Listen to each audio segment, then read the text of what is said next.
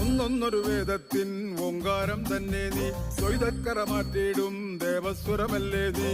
ഒന്നൊരു വേദത്തിൻ ഓങ്കാരം തന്നെ നീ, ദ്വൈതക്കറ മാറ്റിയിടും ദേവസ്വരമല്ലേ നീ.